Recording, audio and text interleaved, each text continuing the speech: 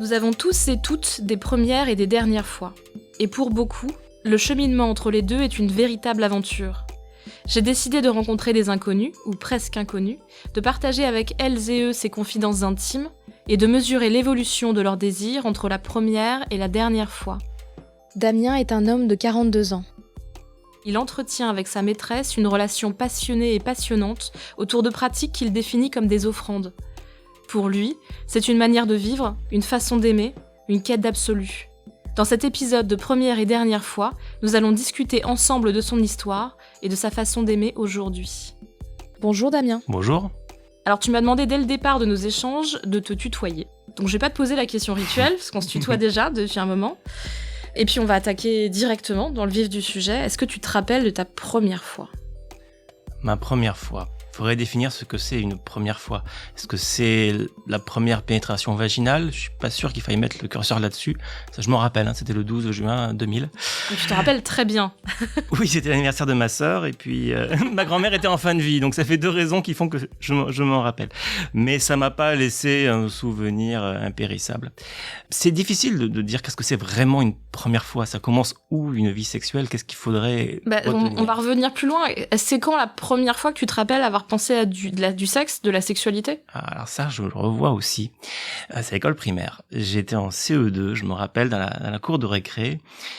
Et c'est mes premières érections. Je me rappelle, c'est très étonnant, j'avais peut-être 8 ans. Tiens, mon sexe, il est bizarre, il se durcit. Et je croyais être le seul au monde à avoir ce truc-là, d'avoir un sexe très particulier. Et c'est aussi le moment où je me suis construit des premiers fantasmes. C'est intéressant, j'y ai repensé parce que quand on a 7-8 ans, on ne sait pas si on est attiré par les filles ou par les garçons ou même par rien du tout. Mais déjà, les fantasmes de contrainte, je les avais. Ils m'apparaissaient déjà. Je me rappelle très bien que dans la cour de récré, j'avais un fantasme avec les filles. Je flashais sur les fesses des filles et j'imaginais qu'on pouvait les découper comme du jambon cuit. C'est mon fantasme que j'avais. C'est très spécifique, mais c'est... On peut dire que c'est un truc sadomaso, de tout petit. Et je me rappelle aussi que je m'attachais au barreau dans la cour de récré, et en me tenant à ces barreaux, ça me provoquait des érections. Et j'avais mon copain Mathieu qui avait 7 ans qui me regardait bizarre. T'as commencé à te masturber à la même époque ou c'était juste des érections ? C'était juste des érections. Les masturbations, c'est plus tard, c'est 4-5 ans plus tard, c'est en 5e. Et quand t'as commencé à te masturber, tu as été plus active, j'imagine, avec tes fantasmes. C'était beaucoup plus imagé, beaucoup plus induit de ta part. C'était comment cette phase ? Tu pensais à quoi ? Je pense qu'à cette époque-là, je pensais aussi bien aux garçons qu'aux filles de ma classe. C'est facile de passer sur l'estrade, donc j'ai regardé les fesses comme tout le monde. Mais j'avais 2-3 flashs sur un garçon, je revois aussi.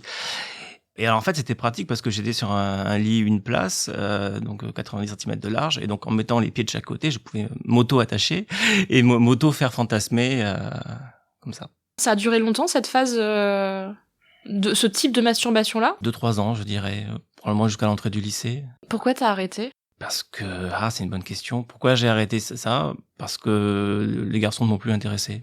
Donc je suis passé sur des désirs de femmes.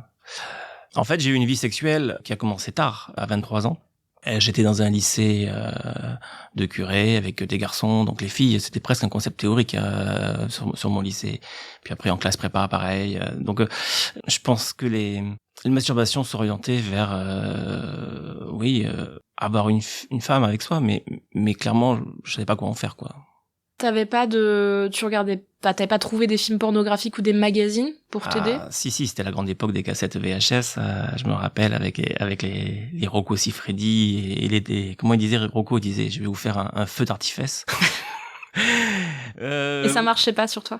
Oui et non, ça marchait pas, on n'avait rien d'autre à l'époque, il y avait pas internet, et je l'ai regardé 3-4 fois, il y avait les journaux aussi, érotique qu'on n'osait pas acheter dans les kiosques à journaux. Alors j'avais un copain qui était plus courageux que moi, qui les ramenait aussi bien les cassettes que les journaux. Et donc c'est une période très masturbatoire ou même ça t'as un peu laissé tomber Ah non, c'est une période très masturbatoire. Ouais. C'était une période très très masturbatoire. Je pouvais masturber 5-6 fois par jour. C'était De façon mécanique ou en pensant à quelque chose ?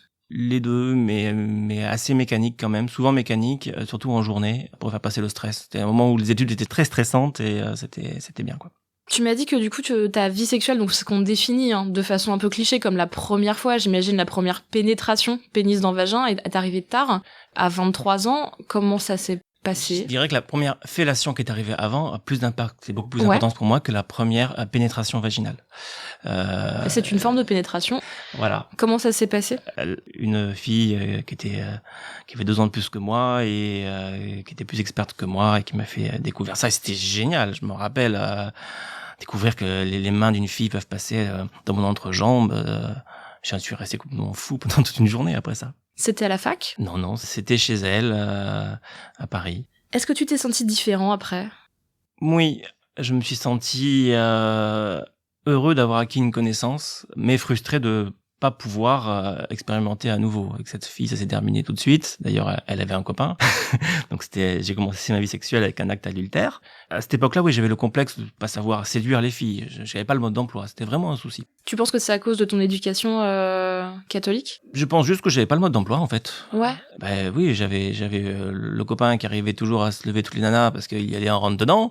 Moi, c'était pas mon truc et moi, j'étais plutôt un romantique. Mais alors, j'écrivais des lettres d'amour et puis ça marchait pas du tout, quoi. Je me suis pris un nombre de vents incroyable sur les lettres d'amour. Donc. T'as arrêté après? Non, j'écris toujours des lettres d'amour, mais une fois que la relation a commencé. Cette première fellation, est-ce que tu as pris du plaisir? Oui. Tu as joui? Je me souviens plus. Je pense que peut-être que oui, mais je pourrais pas l'affirmer. Mais là encore une fois, c'est pas un marqueur le fait d'avoir éjaculé en fait. Non, c'est une question pour savoir. Hein. C'est pour ça tu vois que je sépare les deux aussi. Je vois. Parce que pour les hommes en l'occurrence, c'est beaucoup moins simple que ce qu'on croit. On part toujours du principe qu'une éjaculation vaut pour du plaisir, mais c'est pas évident. Non. Donc je sépare toujours les deux. Non, mon plaisir il était il était visuel, il était tactile, mais pas éjaculatoire. Non, je crois pas. Très psychologique. Très psychologique. Mais de toute façon, mon plaisir est de manière générale encore aujourd'hui très psychologique. Après cette fois-là, tu t'es dit il faut que je le refasse. Ah oui, même avant cette fois-là, T'étais déjà obsédé par ça, j'imagine. Comment t'as abordé après les filles? Est-ce que ça a changé quelque chose dans ta façon de les aborder? Non, pas vraiment. Pas vraiment. Je pense que je manquais de confiance en moi. C'est à partir du moment où j'ai compris qu'en fait c'était en s'intéressant vraiment aux femmes qu'on essaie de viser que j'ai commencé à avoir du succès. Mais ouais, je savais pas faire ça au début. C'est normal. Enfin, Voilà. y a pas la science infuse de ça non plus. Hein. Enfin, il faut le dire aussi. Il y a des choses qui s'apprennent. C'était quand ta première relation? Ah c'était la première pénétration vaginale pour le coup. D'accord. Je suis resté 1 an avec cette femme et elle, ça s'est terminé le 11 septembre 2001. C'est une date facile à retenir. Mais c'était une relation où on n'arrêtait pas de se micro-séparer en fait. Ouais. On se séparait, on se remettait ensemble. C'était pas du tout une relation charnelle, c'était une relation vraiment basée sur les discussions, la culture, la politique. Voilà. Donc c'était une relation épanouissante au niveau intellectuel, j'imagine. Voilà, et pas du tout au niveau charnel. D'accord. Le sexe, c'était pas bien? Non, même je n'étais pas attiré physiquement par elle. Là, à ce moment-là, dans cette relation, tu continuais du coup à te masturber. T'as vu des gens à côté ou pas du tout? Ou t'as mis entre parenthèses ça aussi le temps de cette relation? Mais à cette époque-là, je savais pas avoir des gens à côté. J'étais pas assez doué pour ça, donc non, j'étais avec elle. Et ça a augmenté ta fréquence de masturbation? Non, mais la masturbation, elle est passée à côté. Hein. Je pense qu'à partir du moment où j'avais des rapports sexuels avec une femme, le besoin de masturber, il est passé. Quand est-ce que les fantasmes de contrainte, que tu le fasses ou que tu le subisses, sont revenus? Ils sont revenus sur Internet. Je me rappelle qu'il y avait un site, devait être vers 2005, quelque chose comme ça, d'une femme qui s'appelait Leica, je crois qu'il y avait un maître, et elle postait sa vie sur Internet. Et moi, je lisais ça assidûment. Donc c'est revenu avec ça. T'as fait des recherches pour le trouver quand même? Il y a quelque chose dans ton inconscient qui a été cherché? J'ai pas dû tomber dessus par hasard. Hein. Je me souviens d'une histoire aussi avec une fille, ça a pas duré du tout, avec qui j'avais voulu attacher, mais avec quoi attacher? Alors à l'époque, je savais pas du tout. Du coup, j'étais allé à Carrefour et j'avais acheté des fils élastiques, vous savez, pour les enfants, pour faire la... Pour sauter là? Oui. Ouais, et c'est pas du tout bien pour faire du BDSM. Ça doit couver la circulation en plus. Et puis ça maintient pas beaucoup. Et puis ça maintient pas du tout. Donc c'était une très mauvaise idée. On peut imaginer, mais c'est important de le dire. Je pense qu'il y a des gens qui le savent pas. Et donc la lecture de ce blog a éveillé quoi chez toi? Ça a changé du coup tes fantasmes? Ou tu t'es dit que c'est quelque chose qu'il fallait que tu expérimentes plus? Oui. C'est-à-dire que je me positionnais aussi bien du côté de cette laïka que du côté de son maître, en fait. Donc, c'était le rapport entre les deux qui me parlait. Et ça m'évoquait les lectures que j'avais vues avant, quelques années avant, en particulier sur le rapport de possession, la découverte à deux, de l'offrande. Ça me parlait. Voilà. Ce qui me parlait moins, c'est l'aspect douleur. Là, tu as commencé à faire ta culture personnelle alors ce qu'on dit de façon générique, le BDSM. Oui. Quand est-ce que t'es passé à l'acte? Parce qu'il y a quand même il faut trouver la bonne personne, j'imagine. Ou alors t'as expérimenté tout seul au départ? À cette époque-là, pour moi, BDSM, ça rimait avec je donne ma personne à quelqu'un. Et en particulier, je donne ma sexualité à quelqu'un. Et donc, ça rimait avec chasteté, pour moi. C'est-à-dire, je ne peux jouir ou je ne peux éjaculer que quand la personne qui me possède le veut. Et donc pour moi, ça tournait autour d'un objet qui est la cage de chasteté. La cage de chasteté, c'est un petit appareil en métal qui maintient le pénis au repos. Et donc j'ai cherché à me procurer cet objet et à vivre ça avec quelqu'un. Et en fait, c'est très compliqué le cage de chasteté parce qu'il y a plein de modèles et c'est très difficile d'en trouver un qui aille bien. Donc j'ai acheté plein de cages qui allaient pas et donc j'ai fait des expériences un peu ratées. T'as commandé sur Internet? Oui. Ça se trouve facilement? Ah oui.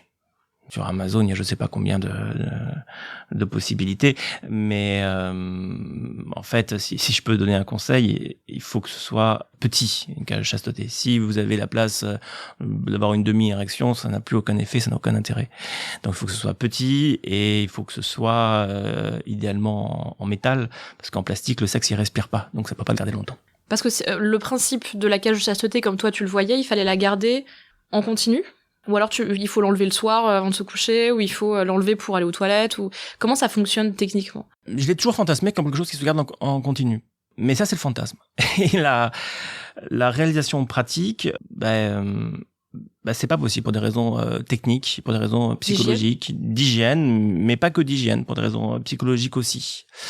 Donc, c'est toujours un jeu de la garder longtemps, mais faut pas être un staganoviste de la cage chasteté. Il y a un moment donné, on arrête, quoi.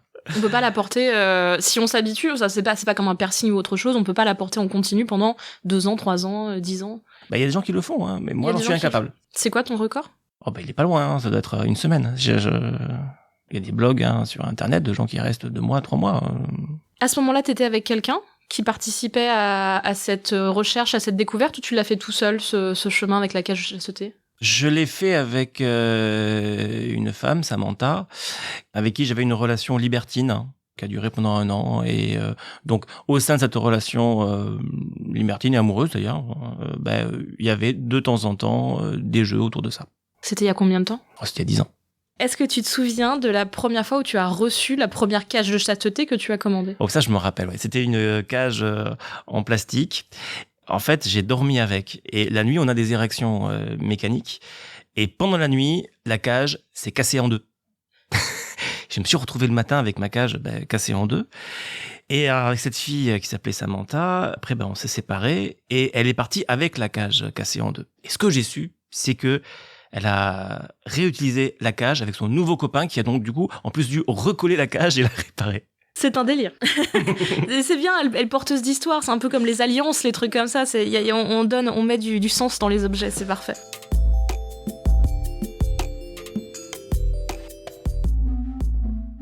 On va faire une petite pause et faire notre premier module basé sur le jeu à boire Je n'ai jamais, mais qui est un peu inversé.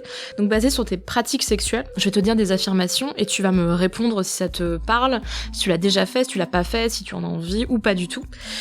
J'ai déjà sodomisé un ou une de mes partenaires. J'ai sodomisé des partenaires, toujours des femmes. Et toujours quand elles le demandent. C'était bien. Et c'est bien quand elles aiment ça. Toi, t'aimes ça? Et moi, j'aime ça. Quand elles aiment ça. Sinon, j'aime pas ça. Oui, sous la contrainte, c'est pas... J'ai déjà eu des soucis avec du matériel. Ah oui. J'ai beaucoup de matériel et donc j'ai beaucoup de soucis. Je me rappelle avoir acheté un god vibrant qui me permettait d'une part d'être tenu dans le vagin, par le vagin de la femme, et puis d'autre part de pouvoir sodomiser un homme. Et en fait, ça avait coûté super cher ce truc, et puis la vendeuse me l'avait très très très bien vendu. Et quand je suis arrivé avec Lana, ma partenaire actuelle, elle m'a dit mais non, ça va pas du tout ce truc-là, ça tient pas bien, et puis je me projette pas là-dessus, et souvent le matériel il marche pas parce qu'on n'arrive pas à projeter de la psychologie dessus, c'est ça le problème. En fait, il faut être autant excité par son matériel que par les partenaires, quoi. C'est ça. On peut imaginer, mais c'est pour ça aussi que les constructeurs prennent un malin plaisir à mettre des paillettes, des couleurs un peu cool, parce que s'il y a pas d'amusement, j'imagine, si on est dans le fonctionnel strict, mais les doubles godemichés en l'occurrence, ça peut être chouette dans le cadre de relations lesbiennes, ça peut être il y a plein de cas, mais c'est technique, il faut dire la vérité. J'ai déjà pensé à ma liste de courses pendant le sexe. Alors, je pense pas souvent à ma liste de courses de manière générale. J'ai horreur de faire les courses. Ça m'arrive de penser à toute autre chose que le sexe. D'ailleurs, souvent, les meilleurs rapports sexuels, c'est quand on arrive justement à s'échapper, penser à quelque chose d'autre que justement ce rapport. À condition que ce soit pas effectivement une liste de courses, que ce soit quelque chose qui soit beau, qui soit esthétique. Comme quand on sort du corps et on pense à... Mais c'est ça, en fait, la condition de soumis, c'est une recherche de ce qu'on appelle le subspace, l'espace du soumis, et dans lequel on est dans un ailleurs, quoi. Il a été analysé, je me permets une parenthèse, que certains types de soumission, en l'occurrence, arriver à trouver ce subspace était équivalent à de la méditation pleine conscience extrêmement forte. Tout à fait. Donc tu penses à quoi quand c'est comme ça? Alors c'est très intime de demander ça, mais t'es où dans ton subspace? Je suis comme dans un nuage. Je sens toujours ma partenaire, donc elle est encore là, j'ai toujours ce lien, mais je vois des couleurs ou bien c'est beaucoup de sensations physiques en fait. C'est basé sur des sensations dont je n'ai pas forcément l'habitude, parce que c'est pas des sensations qui sont liées au pénis ou aux bourses, c'est des sensations internes, c'est des sensations avec la prostate, c'est des sensations qui diffusent en fait. Et je dirais le subspace, il continue après le rapport. Moi, ça m'est arrivé encore récemment d'avoir un subspace qui dure peut-être 1 heure après le rapport, comme une espèce de boule chaude qui continue à diffuser. Et c'est agréable? C'est super agréable. C'est quelque chose que tu recherches? Ou tu es content quand ça arrive, mais c'est pas ton obsession? Disons que quand je me fais sodomiser avec un godemiché, c'est quand même un but, quelque chose qu'on recherche. Mais j'y pense, et je guide ma partenaire, qui y arrive, parce qu'elle commence à bien me connaître. J'ai déjà pensé à quelqu'un d'autre. Bien sûr. Alors j'ai aussi une grande vie libertine. Quand on a une vie libertine, en fait, ça arrive de faire l'amour avec une femme qui n'est pas son partenaire. Donc forcément, à ce moment-là, je pense à mon partenaire, qui est donc pas la femme avec qui je fais l'amour. Donc techniquement, je pense bien à quelqu'un d'autre. Et d'ailleurs, ça me donne beaucoup de plaisir. Je suis beaucoup dans la compersion, beaucoup dans la... Je suis excité par voir ma partenaire faire l'amour avec quelqu'un d'autre. Alors, on va définir rapidement la compersion. C'est une donnée qui a été mise en place par, à l'origine, le groupement polyamoureux américain, enfin d'Amérique du Nord. Et c'est le sentiment qu'on a quand son partenaire ou sa partenaire a du plaisir ou est heureux. Et on est heureux et on a du plaisir pour ce plaisir et ce bonheur qui n'est pas forcément dépendant de nous en l'occurrence. Donc ça, chez les libertins, c'est parfait parce que du coup ça explique tout à fait comment on peut être heureux de voir la personne qu'on aime avoir du plaisir avec quelqu'un d'autre.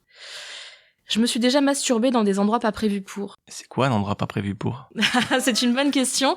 Alors, ça peut être un lieu. En gros, c'est tout ce qui n'est pas la chambre, quoi. Tout ce qui n'est pas la salle de bain, à la limite, si on veut ouvrir un peu. Ouais. Du coup, les lieux publics, Non, moi, je pars du principe que faut rester dans la légalité. Donc, j'ai pas à imposer une masturbation à des promeneurs ou des enfants qui passeraient. Voilà. Donc, j'ai pas envie d'un point de vue légal et ça me fait pas fantasmer. Voilà. Donc, par contre, exhiber avec des gens qui sont là pour ça, qui ont envie de ça, bien sûr. Donc en club, dans des endroits, ouais. Mais pas dans ta voiture. Dans ma voiture, si on me voit pas dans la voiture, voilà. Mais, là, c'est plus une masturbation pour faire passer un stress de péage qui avance pas, quoi, un truc comme ça. Et on n'en parle pas assez du stress de péage qui n'avance pas. Mais en vrai, le coup de la masturbation pour le stress, c'est quelque chose qu'on entend dans cette émission depuis le début par des hommes et des femmes. C'est un truc dont on ne dit pas assez, c'est que ça déstresse vraiment et que c'est souvent le cas chez des gens qui sont au travail par exemple et qui ont besoin de relâcher la pression avant une grosse réunion, quelque chose comme ça. On parle pas de péage, mais c'est tout à fait possible, on respecte. J'ai déjà éjaculé. Ah bah oui, j'ai déjà éjaculé beaucoup de fois. C'était pas évident, il faut la poser. Et je pensais que tu la posais qu'aux femmes, cette question. Eh ben non, en fait. En fait, ça m'est arrivé, je crois, précédemment, de l'enlever quand j'avais un homme. Et puis on m'a dit, mais pourquoi tu la poses qu'à des femmes? Et je trouve effectivement con de la poser qu'à des femmes, parce que je pense qu'il y a des hommes, en l'occurrence, qui ont du mal à éjaculer ou qui n'éjaculent pas. Donc c'est pertinent. Par contre, j'ai déjà joui sans éjaculer. Typiquement avec le subspace dont je te parlais tout à l'heure. Donc tu considères que c'est un orgasme, oui, mais sans éjaculer. C'est un orgasme différent. Et t'as pas de réaction de corps, même réflexe, quand c'est comme ça? C'est-à-dire en fait, on peut imaginer que l'éjaculation arriverait de facto, quoi, de façon... Non, typiquement, si c'est quelque chose qui se passe avec une cage de chasteté, il n'y a pas d'éjaculation. Et ça te fait pas mal? Mal, pourquoi? Alors c'est une question de totalement noob sur la question des cages de chasteté. Quand on est dans une cage de chasteté et qu'on est en érection, ou qu'en tout cas l'érection s'impose ou essaye d'arriver, est-ce qu'il n'y a pas une douleur physique? Ah non, si la cage est toute petite, il n'y a pas d'érection du tout. Ça bloque complètement? Oui, complètement. Et du coup, il n'y a pas de douleur? Bah non. Il n'y a pas de sang. Voilà. D'où l'importance de la prendre courte. Parce que si vous prenez une cage assez longue, vous aurez un début d'érection et là, ça va pousser, tirer, tirailler. Et là, ça fait mal. Ok. Donc le but, c'est pas d'avoir mal, en fait. Bah non, pas du tout. Je pense que tout le monde n'est pas au courant de cette question. Et pour la première fois, là où ça peut faire un peu mal, c'est au niveau de l'anneau qui est derrière les bourses. À force, il peut y avoir une irritation, donc il faut mettre de la biafine. Le petit conseil. Petit conseil malin. On aime bien les petits conseils dans cette émission.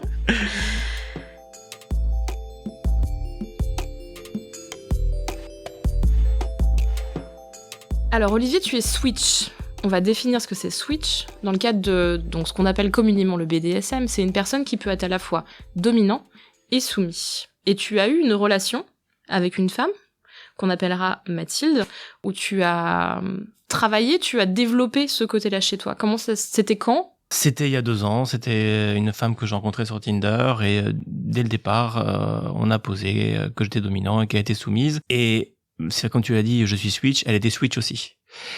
Et on était à fond dans ce qu'on faisait. Alors c'était un BDSM qui était porté beaucoup sur la douleur, sur les coups. Avec des accessoires ? Avec des accessoires, des cravaches, des chambrières.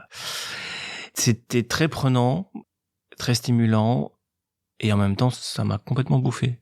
Et puis il y a un moment donné où on a switché à l'envers. Elle est devenue domina et moi soumis. Et en restant sur la modalité de la un peu sadomaso, ça allait plus du tout. Parce que moi, pour le coup, je suis pas maso du tout. Donc la douleur, c'était pas possible. Ouais. Et puis c'était, en fait, on a aussi eu l'erreur d'avoir un BDSM qui dépasse la sphère purement sexuelle. C'est-à-dire qu'on avait un rapport de domination-soumission sur plein de choses du quotidien. Et ça, je crois que c'est vraiment une erreur. Parce qu'il y a l'idée de « Oh bah tiens, je peux rendre sexuel le fait d'aller faire mes courses, par exemple. » Oui, mais ça veut dire aussi que si tu fais mal tes courses, du coup, tu n'es pas considéré comme bon du point de vue sexuel. Ça marche dans les 2 sens. Et ça abîme. Et donc... je fais une petite coupure, mais il va falloir expliquer aux gens comment on rend sexuel des courses. Parce que là, du coup, j'imagine que c'est lié à la tenue. Tu t'imposes une tenue, ou tu demandes à pas mettre de culotte, ou tu donnes des petites missions. Non, ça rend sexuel au sens donc tu fais telle corvée, tu as nettoyé l'évier, si c'est bien fait, tu auras une récompense, si c'est pas bien fait, tu auras un coup de cravache ou quelque chose comme ça. Donc c'est l'idée de un peu pavlovienne de dire bah tiens, ta récompense et puis ta punition pour tout et n'importe quoi. Et le problème c'est que ça engendre de l'injustice et que l'injustice est très mal vécue. Donc ça détruit un peu l'ego. Ça détruit l'ego. C'est pas bon. Et c'est toi qui en as souffert? Bah, elle aussi, hein. C'est juste une modalité qui fonctionne pas. Vous avez expérimenté, vous avez essayé de vous séparer? Oui, enfin, on s'est pas séparés pour ça. On s'est séparés, on était dans le shibari aussi à cette époque-là. Je pense qu'à un moment donné où j'ai étouffé, en fait, dans cette relation qui était extrêmement prenante et j'ai eu envie d'aller voir ailleurs, ce qui était tout à fait autorisé, puisque c'était une relation libertine. Par contre, je suis parti avec les cordes de shibari. Et donc ça, c'était l'objet à pas sortir du couple. Donc à partir de là, ça n'avait plus de sens. Alors, on va définir le shibari, c'est le fait d'attacher son ou sa partenaire avec des codes qui sont des codes anciens, du Japon ancien. Il y a des nœuds particuliers pour atteindre des positions qui sont entre la contrainte, le plaisir sexuel, la performance. Il y a plein d'aspects au shibari tel qu'il est pratiqué aujourd'hui et des endroits même où on apprend à le pratiquer. C'est considéré comme une forme d'art. Oui, je précise que moi, la contrainte brute me suffit. J'ai pas besoin d'art et de faire des belles figures. D'accord. Alors, on va dire que pendant ce temps-là, alors que tu étais avec Mathilde et que tu avais cette relation très prenante, tu étais aussi avec Sandrine. Et Sandrine, c'était Sandrine, c'est ta compagne. Ma compagne, c'est ma grande relation vanille qui a duré 13 ans, avec laquelle j'ai eu des enfants. Et effectivement, moi, comme j'avais une sexualité débordante, je m'étais dit à un moment donné, il me faut une relation construite pour fonder une famille qui soit pas tributaire de tous mes délires. Et donc ça, j'avais ça avec Sandrine. Et puis à côté, c'était autorisé, des relations libertines. Vous étiez en couple libre.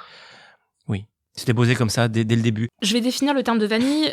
Vanille, c'est toutes les relations sexuelles qui ne sont pas BDSM. Oui, comme la glace à la vanille, que tout le monde aime bien la glace à la vanille, c'est pas un truc. Voilà, où il n'y a pas de domination, de soumission. Ça veut pas dire que c'est chiant.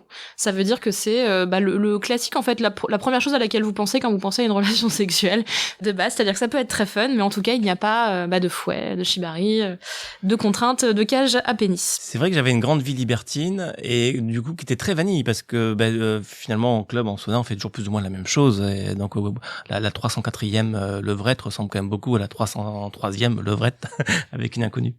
Avec Sandrine, vous êtes en couple pendant 13 ans. Et avec la question du libertinage, ou en tout cas du fait que tu puisses aller voir ailleurs à côté de façon assumée et validée de sa part, ça s'est toujours bien passé ? Au début, pour la mise en place, il y a eu un petit peu de jalousie avec une partenaire au début, mais parce que la partenaire voulait prendre la place de Sandrine.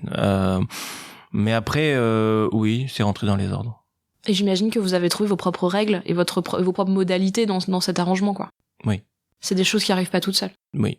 Je rentrais à la maison, je découchais pas. C'est une règle. Et c'est vrai que chacun ses règles. Non, mais c'est ça qui est important quand on met en place ce genre de système qui sort un peu de l'ordinaire, en vrai. C'est qu'on trouve des règles qui conviennent à tout le monde et qui montrent qu'on s'aime encore, qu'on se respecte encore. C'est très important. Cette relation avec Sandrine, qui a duré plus d'une dizaine d'années et qui a donné lieu à des naissances d'enfants, n'a pas duré. En fait, elle s'est arrêtée l'été dernier. Oui, on n'avait plus de vie sexuelle et puis on était devenus des amis. On s'entend bien, on s'entend toujours très bien. On élève les enfants ensemble, ça se passe très bien. Mais aussi bien elle que moi, on avait envie de construire autre chose avec d'autres personnes. Et l'été dernier, une rencontre avec Lana. Oui. Alors, comment tu définis votre relation ? Ma relation avec Lana, c'est une relation qui part dans plusieurs axes, c'est une relation en fait de découverte sexuelle. Alors Lana est beaucoup plus jeune que moi, elle a 18 ans de moins que moi, mais on est tous les deux, on partage la même envie de découvrir plein de champs sexuels ensemble. Tu l'as rencontrée où ? Elle m'a été présentée par un ami qui la connaissait et qui me l'a présenté officiellement pour que je l'aide de manière professionnelle. En pratique, il veut me la mettre dans les pattes et je le soupçonne d'avoir eu comme idée que à mon tour plus tard, je lui en mettrai une dans ses pattes. Voilà, espèce d'échange commercial. Mais non dit. Qu'il est presque dit d'ailleurs. Et donc j'avais pendant 6 mois remis à plus tard. Non, je joue pas de ce pain-là. Surtout que Lana.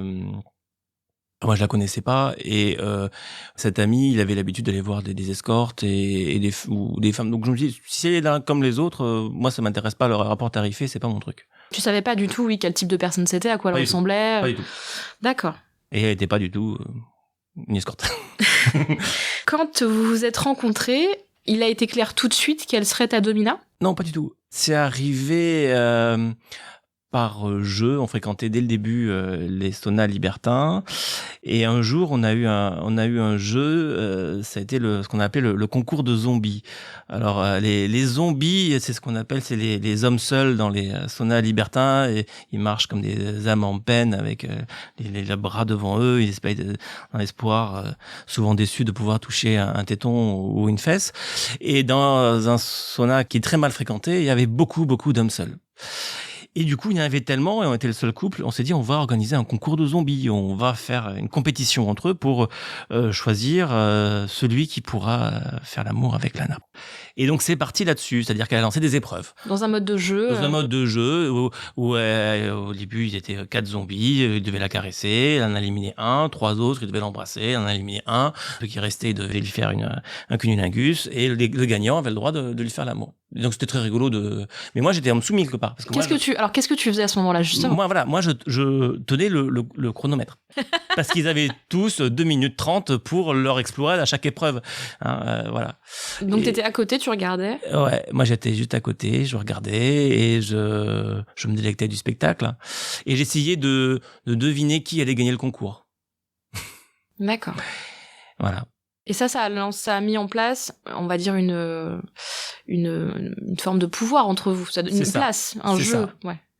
Vous avez fini par en parler, vous avez débriefé ce moment-là en disant en fait c'était super, surtout que après elle m'avait attaché avec un collier avec une laisse, elle mettrait tout le sauna comme ça. Donc avec que des hommes seuls qui eux comprenaient rien du tout parce peut-être qu'ils écoutent pas Slate, je sais pas, mais ils sont pas le niveau culturel qui va bien. Il faut dire c'est vrai que dans les clubs libertins et les saunas c'est très vanille. C'est très vanille. Donc ils comprenaient pas ce qu'on faisait en fait.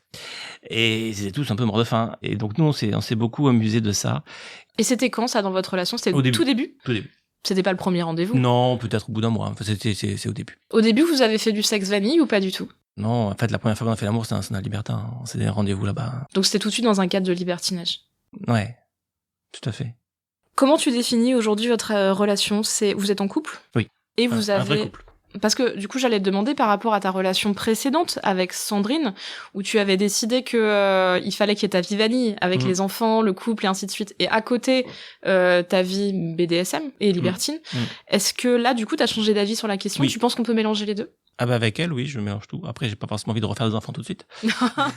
Non, mais sans forcément en arriver aux enfants. Mais oui, c'est la femme du quotidien, et puis c'est la femme de l'exploration sexuelle, ouais.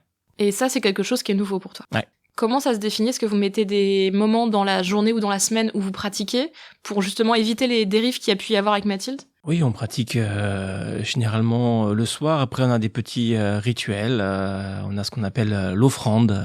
L'offrande, c'est quand elle rentre du travail. Moi, j'ai bien rangé notre lieu de vie et je suis nu à 4 pattes et elle arrive et elle inspecte tout. Et puis, c'est ce moment de retrouvailles qui est important entre nous. Et ça, c'est quotidien? Quasiment quotidien, on le fait, je sais pas qu'on peut le faire. On peut dire que vous pratiquez le BDSM de façon H24 ou pas du tout? Pas du tout. Alors je vais le définir aussi, c'est quelque chose que certaines personnes font. En l'occurrence, c'est quand on a son rôle de soumis et de dominant vraiment tout le temps. Et c'est très codifié. Non, toi, non, parce qu'en fait, le BDSM, c'est que une des branches de nos vies sexuelles à nous. Donc, cette branche-là. Vous faites aussi du sexe vanille? On fait du sexe vanille, on fait du libertinage, on fait plein d'explorations. C'est pas le tronc de ma vie sexuelle, c'est une branche. Et de la sienne aussi. Vous en discutez? Ouais, on discute. Alors elle est vraiment domina, elle est vraiment du côté de la domination. Elle est pas du tout switch. Et pour moi c'est très reposant parce que du coup je sais qu'elle veut toujours ça, la domination. Elle est pas tentée tout à coup quand on inverse les rôles. Donc je peux vraiment me poser dans mon rôle de soumis. T'as un rôle très défini. Du coup. Ouais. Ça va pas te manquer ou ça te manque pas pour l'instant? Quoi donc? D'être dominant? Non, pour l'instant ça me manque pas. Je pense que je suis plus soumis que dominant. En tout cas, je trouve mon plaisir comme ça.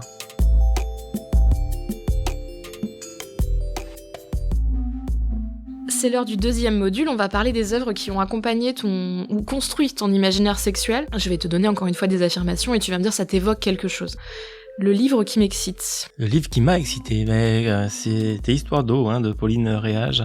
Je me rappelle l'avoir lu, d'avoir 18-19 ans. On était aux États-Unis sur les grandes autoroutes américaines et on était à 6 ou 7 dans la voiture et moi j'étais là avec toute la famille et dans mon coin je lisais Histoire d'eau. Ambiance particulière. Ce que j'aimais dans ce livre, c'est tous les jeux psychologiques qu'il joue. Je pense que c'est un livre qu'on peut pas vraiment finir parce qu'à un moment donné on dit c'est trop pour moi, mais c'est pas grave. C'est ok. On en lit 30 pages, 40 pages, 50 pages, on arrive. Ok. C'est de pire en pire. Et il y a un moment donné où là, Ça dépasse les limites ça dépasse mon niveau. Mais je suis content d'avoir lu les premières pages. Oui, je me permets une parenthèse. C'est vrai que la fin du livre et ce que ça évoque en termes d'absolu dans la donation de soi est quand même très extrême, et ça ne correspond pas à un idéal dans le BDSM pour personne d'ailleurs, parce que le consentement est pas des masses respecté, la relation est pas super équilibrée. Enfin, il y a plein de trucs qui vont pas. Par contre, ce qu'il faut le voir, c'est aussi comme une lettre d'amour. Ouais. C'est un livre qui a été écrit comme une lettre d'amour, et du coup c'est pour ça que c'est excessif, parce que c'est un amour excessif, et quand on aime aussi fort, même de façon vanille, on peut comprendre qu'on ait envie de se donner de façon absolue, aussi forte, aussi éternelle, parce que du coup c'est des gestes qui vont durer toute la vie. C'est un très beau livre, je suis d'accord. Il faut ne pas y plaquer des codes d'aujourd'hui, et il faut le voir aussi comme une métaphore, je pense, sur ça, c'est un truc. Mais sur la domination stricte, c'est vrai que le début est assez excitant. Le film qui me fait vibrer, je dirais l'insoutenable légèreté de l'être, tiré du livre éponyme de Kundera. Pourquoi ? Parce que je me suis bien identifié à Thomas, qui est tout le temps en train de basculer entre le désir de découverte avec Sabina, et au contraire se poser avec Teresa. Et moi, ça ressemble bien à ma vie telle que j'ai eue pendant 13 ans. Voilà. Et c'est un film que j'ai vu, j'étais ado. Et je crois que j'ai vraiment vécu ça, et je continue à le vivre, toujours à être en balance entre la découverte et se poser. C'est drôle parce que du coup, c'est des œuvres que t'as consommées très tôt, oui, et qui ont marqué ta vie d'adulte. C'est vrai. Dans quelle mesure tu penses que ça t'a marqué, ça t'a poussé sur des chemins, ou au contraire que c'est peut-être le destin qui les ont mis sur ta route ? Non, je crois pas du tout au destin. Je crois que j'avais un intérêt pour ces choses-là à cette époque-là. C'est pas le hasard. Histoire d'eau, on vous assure qu'à cette époque-là, je t'assure, on ne trouvait pas n'importe où. J'avais cherché où à Paris, on trouvait dans quelle bibliothèque. C'était pas courant. Donc j'ai vraiment fait une recherche. La soutenable légèreté de l'être, c'était plus le hasard. Mais je crois pas trop au destin, en fait. Je crois qu'à un moment donné, on est éveillé par quelque chose, on a envie de creuser. Voilà. L'image qui me donne des frissons de plaisir. Eh ben, c'est l'image de Lana. Il y a 2 images. Et il a été allé voir un photographe érotique. On a fait des clichés magnifiques en faisant l'amour devant le photographe. Des clichés en noir et blanc, superbes. Et donc, on a une photo comme ça de nous, en position vanille, pour le coup très vanille, mais qu'on a mis au-dessus de notre lit. Et voilà, c'est très beau pour s'endormir le soir.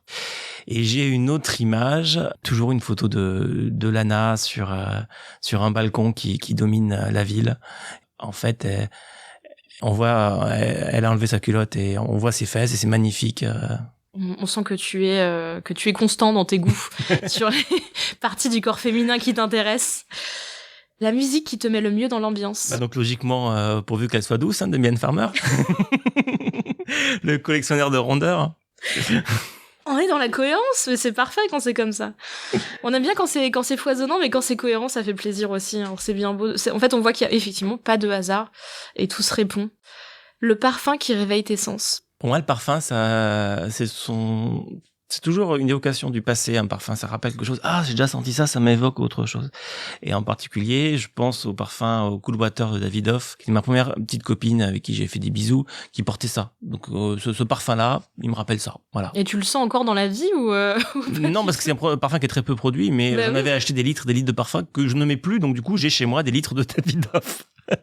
Ah oui, donc tu te souviens quoi ? Tu te souviens quelle odeur il a et tout, ouais. Ouais.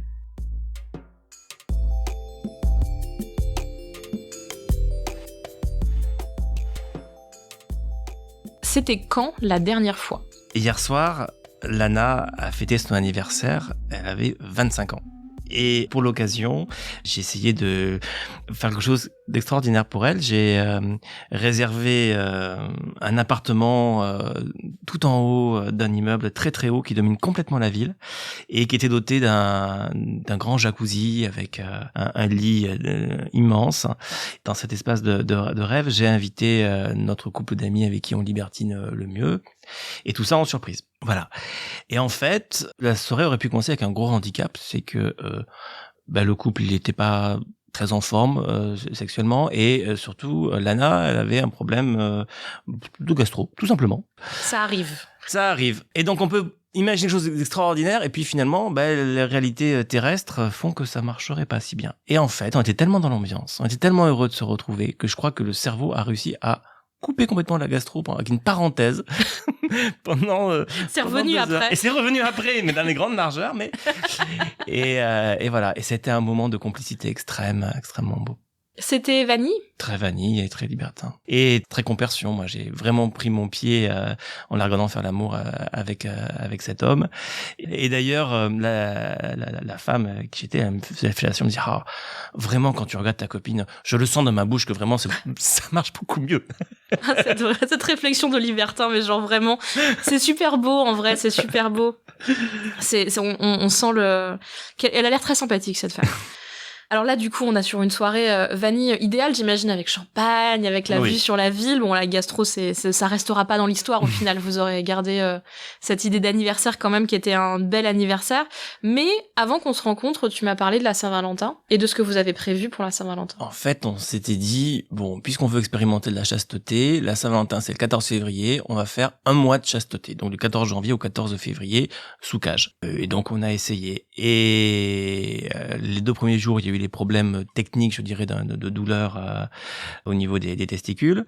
Mais ça a été résolu. Après, il y a eu 2 jours fantastiques.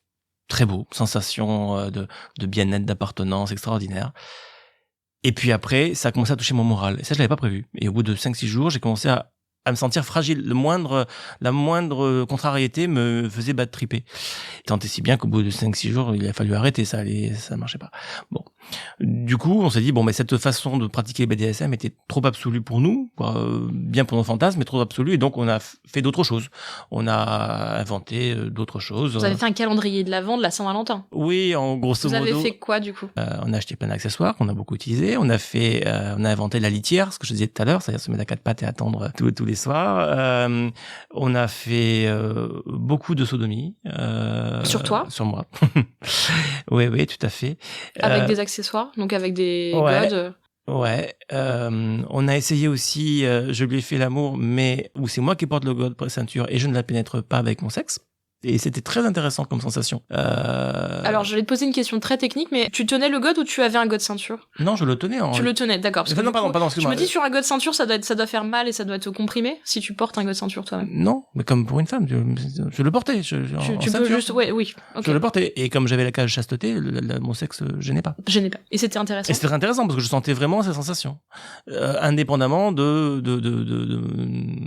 mon pénis, quoi. Voilà. Est-ce que ça permet de se concentrer plus sur l'action quand on n'est pas focus sur son érection? Parce qu'il y a quand même quelque chose que je retiens de cette semaine à sous cage, c'est que la pénétration vaginale, elle avait une place beaucoup plus centrale avant que maintenant, dans notre relation en tout cas. Je l'aime toujours, mais elle n'est plus centrale. C'est plus l'alpha et l'oméga de toute chose. Ça peut revenir, tu crois, ou c'est quelque chose où maintenant ça y est, t'as passé un cap et tu te dis en fait il y a tellement de trucs à faire que. Moi, avec elle, il y a tellement de trucs à faire qu'on expérimente. Qu'est-ce que vous avez fait le soir de la Saint-Valentin à l'issue de tout ça? Alors. Vous avez tenu le mois de chasteté? Pas du tout. On a tenu une semaine, pas du tout. Alors, on a un peu culpabilisé de ne pas avoir tenu, mais on a essayé, mais on n'a pas du tout tenu. En fait, j'ai réservé une suite dans l'hôtel où on s'était rencontrés au tout début, un hôtel très classe qui a une vue sur une grande place. C'est magnifique. Et donc, on a passé une soirée à faire des photos, à faire de la vanille. À quel pourcentage tu évaluerais la place du BDSM dans vos rapports sexuels? 35%. C'est quelque chose dont tu as envie qu'il se développe plus ou ça te suffit? En fait, parallèlement à ça, on a beaucoup développé notre relation libertine aussi. On va sur Wild, trouver d'autres couples qui pour le coup ne sont pas spécialement BDSM et ça a une place à peu près équivalente au BDSM. Donc, on a trouvé un équilibre en disant, il faut un tiers de libertinage, un tiers de BDSM, un tiers de vanille. Voilà, cornet à 3 boules. Quel est ton fantasme pour la suite? Quel est le truc le plus dingue que tu voudrais faire en BDSM? Parce que pour l'instant, du coup, t'as tenu une semaine de cage. Est-ce que toi, ton objectif personnel en tant que soumis, c'est de passer le cap des 2 semaines, 1 mois? Ou est-ce que t'as d'autres envies particulières? Non, j'avoue que sur la chasteté, en ce moment, on l'a mise un peu en parenthèse. Parce que quand on a un seul fantasme et qu'on l'épuise, après, le temps qu'il se régénère, il faut du temps. Bien sûr. Donc aujourd'hui, ce serait artificiel de rêver de ça. J'ai pas des rêves grandiloquents en ce moment, c'est juste on est bien comme ça. Et vous profitez. Ouais. Là, en ce moment, elle rencontre un homme qui est un dominant pour le coup, qui a une soumise, et je sais qu'elle m'organise dans un mois une rencontre où les 2 dominants s'occuperont des 2 soumis, et je devrais faire je sais pas quoi, ce sera la surprise avec la soumise à côté. T'as déjà une expérience avec un homme dominant? Non. tu J'ai pas appréhendes. d'expérience. J'aurais pu, parce qu'en fait, il y a 3 semaines, on cherchait sur FetLife des événements. Qui est le réseau social du BDSM. On cherchait un lieu et on a trouvé. Alors, on s'était vraiment imprégné. On va. En plus, c'était le 14 janvier. On va commencer la semaine du mois dans ce lieu-là. Et donc, voilà, j'étais très affairé. Elle était habillée très sexy. Moi, j'avais ma cage. On y va et on arrive dans cet endroit-là qui était au milieu de nulle part. On arrive. On ouvre la porte et là on s'est cru dans la cage aux folles quoi, avec Michel Serrault quoi. Et on s'est dit mais c'est pas du tout notre ambiance ça. C'était un lieu BDSM ? C'était plutôt un lieu de trance, mais qui organisait des soirées, thématiques. BDSM. Et on s'est pas du tout retrouvé là-dedans à tel point qu'en fait on a tourné les talons tout de suite et on n'y est pas revenu. Bah, comme quoi on n'est pas fait pour aller partout et qu'il n'y a pas de cliché. On n'est pas très multi, mais en général on n'est pas multi, on n'est pas gangbang, on n'est pas grand groupe quoi. Voilà, ça arrive. Non mais ça se comprend. En fait, c'est un truc qu'il faut dire aussi, c'est que quand on expérimente comme ça, il faut aussi définir ses limites. Alors au début, on parle de limites dures et de limites plus molles, qui sont des limites dures, celles qu'on ne passera jamais, qui sont des limites presque morales, et les limites où on se dit j'en ai pas trop envie, mais peut-être dans un contexte où je suis très excitée, je le ferai. Et en fait, on se rend compte que il faut d'abord se définir. Et on arrive avec cette étiquette qui est toujours très galvaudée de BDSM, en se disant je suis ça. Et puis il faut aller expérimenter, essayer, trouver ses limites, trouver ses goûts, parce que encore une fois, quand on a parlé de cette interview tous les deux, tu m'as défini à juste titre le fait que dans le BDSM il y avait quand même énormément de choses, énormément de pratiques, que ça peut aller de l'humiliation à la violence, à la contrainte, à beaucoup d'autres choses, que en l'occurrence le BDSM que vous pratiquez n'est pas dans la violence. Non, il y a beaucoup avec d'amour. Lana. Ça n'aurait pas de sens sans amour pour nous. Mais je trouve, de ce que je sais du BDSM et de ce que je connais du BDSM, il y a souvent de l'amour en fait. Il faut de la confiance, il faut le respect du consentement, il faut de l'amour pour un beau BDSM de puriste. Non mais je pense qu'il faut, c'est justement la question de la violence, elle est pas juste physique. La violence psychologique, la violence, c'est des choses qu'on peut pas valider. Et je pense qu'il y a très peu de gens qui pratiquent le BDSM qui valideraient une chose pareille, de vraiment la violence pure. C'est quoi la suite ? Vous avez des rendez-vous prévus pour les prochains jours, les prochaines semaines ? Dans l'immédiat, on n'a pas de rendez-vous. On va déjà se poser là. Il faut la soigner un peu. Et puis prendre le temps d'écrire, parce que en fait, Lana est une écrivaine et elle raconte sa vie sexuelle depuis le début en fait. Donc elle publie des livres sur Amazon. Ça s'appelle Lana et les hommes. Et donc le tome 1, c'était sa vie avant moi, au tome 2, c'était nos débuts, et puis le tome 3, on va continuer, etc. Et elle m'a fait un cadeau magnifique de m'offrir ce livre très bien rédigé, avec tout son ressenti de tout ce qui s'est passé. Et moi, j'ai envie que la collection de livres continue. Mais bien sûr.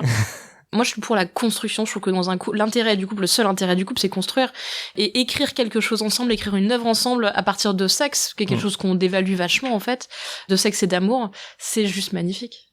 C'est un très beau cadeau qu'elle t'a fait d'écrire une œuvre sur vous, sur toi, mais je pense que tu lui fais aussi le beau cadeau d'être un inspirateur pour cette œuvre. Merci beaucoup d'être venu nous parler de ta vie sexuelle, du début à la fin, mais qui est pas vraiment la fin, qui est quasiment un commencement. Non, c'est sûr. Et puis le message, c'est expérimenter, découvrez. Vous mettez pas des barrières. Si vous allez pas voir ce qu'il y a derrière, vous saurez pas. Soyez curieux. Ça, c'est une belle conclusion. C'était première et dernière fois. Si ce podcast vous a plu, n'hésitez pas à lui mettre 5 étoiles, à nous laisser un commentaire ou à en parler autour de vous. Tous les autres épisodes de première et dernière fois sont à retrouver sur slate.fr et votre application de podcast préférée. Vous pouvez aussi y retrouver mes autres podcasts, C'est compliqué et Lieu du sexe. Si vous désirez témoigner dans première et dernière fois, vous pouvez envoyer un email à l'adresse première-dernière-fois@slate.fr. Merci à Benjamin Septem-Ours et Aurélie Rodriguez pour la réalisation et le montage. Merci à toutes et à tous, et à très bientôt.